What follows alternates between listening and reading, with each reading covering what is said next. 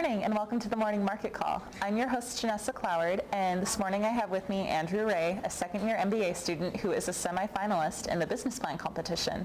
Good morning, Andrew. Good morning, Janessa. So could you tell me a little bit about your business plan? Certainly. So essentially what our business plan is, it's an e-commerce platform for text messaging. Oh, cool. So that people who don't have access to the internet can still buy and sell stuff online, essentially over their mobile phones. Okay. It's primarily designed for people in the developing world who don't have access to the internet, but are generally like micro-entrepreneurs who buy and sell small goods. So even though they don't have access to the internet, they still have access to cell phones? So for instance, in India, there's 500 million people who have mobile phones, but only about 50 million people who have access to the internet. Wow. And actually that number is growing rapidly. Within the next 3 or 4 years, those 500 million people in India will grow to about 800 million. Wow. Where almost nobody will still have internet access in the next few years. Okay. So this platform is designed for places like India then? It's designed for places like India, although we're running a beta test here in Provo where people can text into our number and actually buy stuff over their mobile phones. Interesting. So how do they know what's available to buy? So when you text in, let's say you're looking for snacks or something like that, you text in snacks or chips and you'll get a listing of the products and then you can kind of browse through it just like a browser would, and then you select the item that you want to purchase and then you complete the transaction by paying via a prepaid card via text message. Oh, cool. So who's on your team for this competition? So there's myself, there's Dave Bishop, there's Cody Campbell, there's Vasanthi Nagala, a first-year MBA from India, which is part of the reason why we're going to India, and then Brandon Anderson. Okay. So how did you guys come up with this idea? Well, so originally we wanted to do something that actually helped people out. Instead of last year I started a business, it failed in the mobile space, and so this year I wanted to do something instead of just being a business that would actually help people out. And so I started looking at social ventures that could help people out, and with my background in technology and the growth of mobile phones in the developing world, it was like it was a natural fit.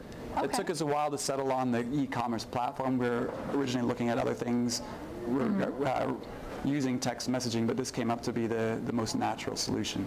Okay. So what have you guys been doing to prepare for the business plan competition? So the biggest thing that we've probably done is getting this beta project off the ground. We feel in order to make it into the finals of the business plan competition, we're going to need some traction. We're going to need a product that actually works, that's up and running. So that was one of our original focuses. We've also been doing this project for many classes, and so there's a lot of feedback that we get from professors to make things better. We've already submitted business plans for classes, got professors to give us feedback on the business plans. We're in a few other business plan competitions, and just kind of all that together is getting us ready. But the real big deal that will get us to the finals is we're actually planning on going to India next week. And so there we can lay some of the groundwork. We can talk to customers, we can talk to potential partners, we can talk to potential merchants, and actually get some stuff ready to go so that when we hit the business plan, we've actually got that stuff nailed down. That sounds great. So what do you see the impact of this plan having on the world, I guess? Well, see, really we wanted to go big, and this platform will allow us to access literally billions of people. And so mobile phones themselves in the developing world have been shown to increase people's monthly income between maybe $10 or $50. Wow. And when they're only making $100 a month, $10 or $50 is a huge bump up. We feel that this platform can help increase that by reducing transaction costs, helping people to be more efficient. Like they won't have to travel into the city to go buy their supplies for their business, or they won't have to go around the city to deliver their products as well. That sounds fantastic. So how would people be trained on how to use this platform? So that's one of the issues we're working out right now. One of the problems that we'll face is a lot of the poor people in these countries are maybe illiterate or don't have a great understanding of text messaging. So what we're doing is we're actually going to hire locals, probably Indian teenagers between maybe 15 and 20 who are looking for a decent part-time job as kind of our village representatives. And so they can go around to the villages and show people actually how to use the product and also sign people up at the same time. That sounds like a great idea. So it'll give them like a little job, and it will allow them to raise some money and help us expand the program. And since they're teenagers, they're texting all the time anyway. So they're texting all the time, and also there's a lot.